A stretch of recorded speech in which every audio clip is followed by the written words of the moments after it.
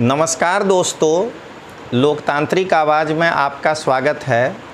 मैं रजनीश सिंह तोमर, राष्ट्रीय संयोजक लोकतांत्रिक आवाज़ में भारत के सभी जनता को हार्दिक नमस्कार करता हूँ। दोस्तों, कल मैं दिल्ली के ओल्ड राजेंद्र नगर में जो राज आईएएस सेंटर के लाइब्रेरी में घटना घटा था और अपनी मांग को लेकर के जो वहाँ पे छात्र बैठे हुए थे, आप देख रहे हैं हमारे इसमें, मैं उन छात्र को समर्थन करने के लिए अहमदाबाद से ओल्ड राजेंद्र नगर गया था। आपको दिख रहा होगा कि मैं लड़कों के साथ बातचीत कर रहा हूँ और मैं अभी 1 घंटा पहले ही दिल्ली से आया हूँ।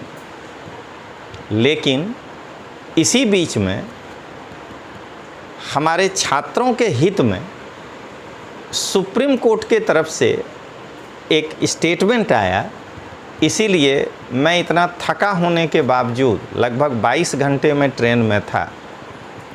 सबसे पहले अपने छात्रों के लिए जिनसे मैं मिला और जो छात्र वहाँ पर, जो मैंने देखा कि जो छात्र वहाँ पर परेशानी झेल रहे हैं, तो मुझे लगा कि मुझे ये वीडियो बनाना चाहिए।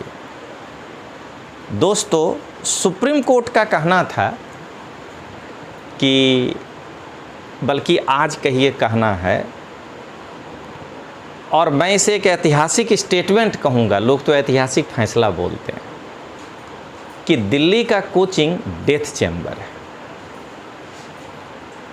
दोस्तों, जब मैं वहाँ गया तो आप मेरे इस वीडियो में देखिए, तो एक मैडम हैं जो बच्चों के धरना को लीड कर रही हैं। तो वो भी वहाँ पर बैठी थी, उन्होंने भी बहुत अच्छा रिस्पांस दिया मुझे। यहाँ पर आप उस मैडम को देख रहे होंगे कि एक पत्रकार से बात कर रही हैं और देखिए उसके बाद वो हमसे भी बात कर रही हैं। तो मैडम ने जितनी बातें मुझे बताई, मैं छात्र हित में और ज़्यादा उनसे जुड़ गया हूँ। लेकिन इस पर मैं डिटेल्स चर्चा कल करूँगा अपने स्टूडियो से। अभी मैं केवल अपने उन छात्रों को फिर से संबोधित कर रहा हूँ कि देखिए, सुप्रीम कोर्ट का भी मानना है कि जो व्यवस्था है वो डेथ चैम्बर के जैसा है। मैं अभी भी कह रहा हूं दोस्तों कि पहले इस चीज़ को समझना है कि क्या किसी एक क्लासरूम में केवल 2 गेट बना देने से समस्या का समाधान हो जाएगा। पहले ये समझना है कि जिस कक्षा में 700 लड़के बैठे हों वो एक सिनेमा हॉल हो गया। तो सिनेमा हॉल का साइज क्या होता है, या एक कॉलेज में जहां 200-150 बच्चे बैठते हैं उसके हॉल का साइज क्या होता है, और यहां आप उसको कितने कम स्क्वायर फीट में बिठा देते हैं। क्या वो 700 का गैदरिंग केवल कानून को पालन करने के लिए 2 क्लासरूम, 2 गेट बना दिया जाए तो समस्या का समाधान हो जाएगा? समग्रता में नहीं सोचा जा रहा है। मैं काफ़ी कल डिटेल्स बताऊंगा, अभी तो मैं बहुत थका हुआ हूँ। ज़रा सोचिए दोस्तों कि मैं किसी का नाम लेकर नहीं कहूँगा, लेकिन एक उदाहरण, मैं बाहर का व्यवस्था नहीं देखा हूँ। खान सर एक वीडियो में दिखा रहे हैं कि उन्होंने 6 गेट बना दिया है। बहुत अच्छी बात है, लेकिन हमें ये देखना है पहले कि जो बच्चे 6 गेट के बाहर जाएंगे वहाँ से निकलने के लिए कितने सीढ़ी हैं। हमें पूरी तरह से एक सिनेमा हॉल को देख करके समझना होगा। तो सुप्रीम कोर्ट ने जो ये निर्णय लिया है, ये शुरुआत हो चुकी है और मैं छात्रों को कल जो मिला था, उनके कई प्रश्न थे, उस पर डिटेल्स में कल चर्चा करूँगा। जो हमने उनको जवाब दिया, उन्होंने मुझसे जो शेयर किया, बहुत अच्छा लगा।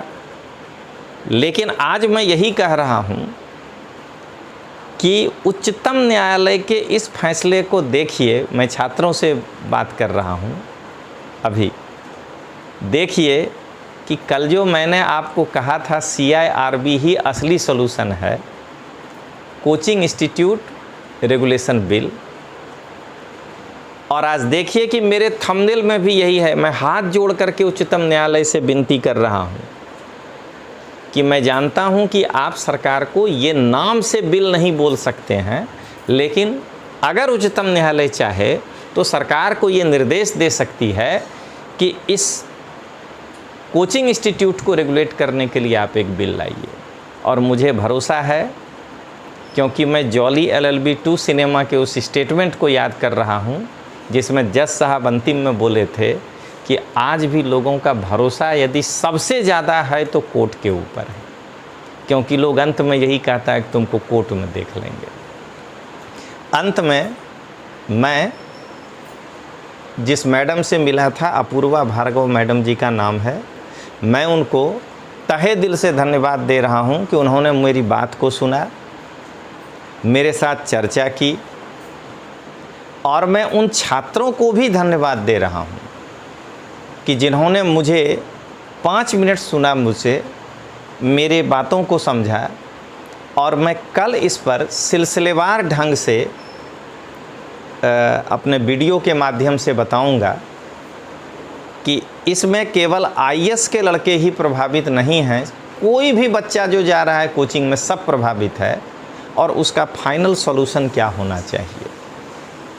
और मैं एक बार फिर ओल्ड राजेंद्र नगर के, मुझे ORN बोलने में थोड़ा सा ऑकवर्ड लग रहा है, ओल्ड राजेंद्र नगर के उन छात्रों के प्रति पूरी सहानुभूति और हमदर्दी है। और मैं जो उनको कहा, अभी मैं खुलेआम कह रहा हूँ कि मैं उनको यही कहा कि यदि आप मेरे ऊपर भरोसा करिए, और अगर करते हैं तो ये आंदोलन आपके सहयोग से मैं लीड करने के लिए तैयार हूँ और एक बड़ा आंदोलन खड़ा करूँगा। लेकिन यह आंदोलन, आज मैं फिर दोहरा रहा हूँ, गांधी, बाबा साहेब अम्बेडकर, अहिंसा और संवैधानिक दायरों में होगा। और इसी के साथ आज मैं बहुत थका हुआ हूँ, आगे मैं नहीं बता पाऊँगा, लेकिन एक बार फिर सुप्रीम कोर्ट को धन्यवाद देता हूँ जिन्होंने यह स्वतः संज्ञान लिया।